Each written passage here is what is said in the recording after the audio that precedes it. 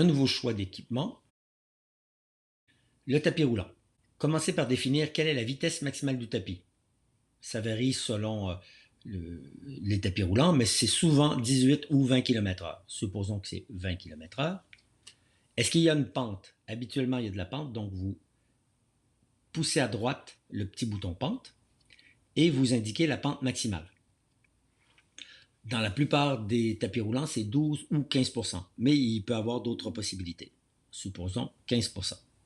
Vous donnez un nom au tapis roulant.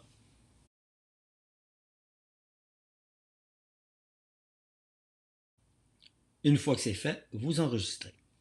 Pour commencer le protocole, vous pressez sur le bouton en bas au centre avec les deux engrenages. À ce moment-ci, nous avons la possibilité de mettre une contrainte.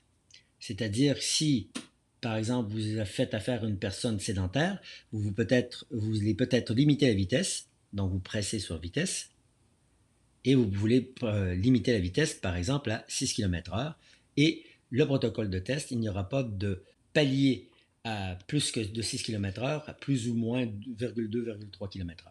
Si vous voulez limiter la pente, ou mettre une pente, c'est possible aussi de mettre une pente par défaut, par exemple, qui serait toujours à 6%. Et à ce moment-là, la vitesse va s'ajuster. Revenons à une vitesse imposée de 6 km/h. On presse sur OK. Et maintenant, le protocole, si vous remarquez, le premier palier est à 3,8 km/h à 0% de pente. Le deuxième palier à 5,6 km/h à 0% de pente.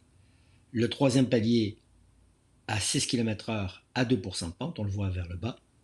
Le quatrième palier, 5,9 km/h, pas très loin de 6 km/h à 4% de pente, etc., etc. Nous restons toujours près de 6 km/h tant que c'est possible et que nous n'atteignons pas la pente maximale qui est ici de 15% au 12e palier, mais la plupart de... Si vous faites une bonne estimation, la personne ne se rendra pas au 12e palier. Et 6,1 à 15%, mais là on est obligé d'augmenter la vitesse, 6,4 à 15%, 16,7 à 15%, parce qu'il n'y a pas de possibilité d'aller à plus que 15%.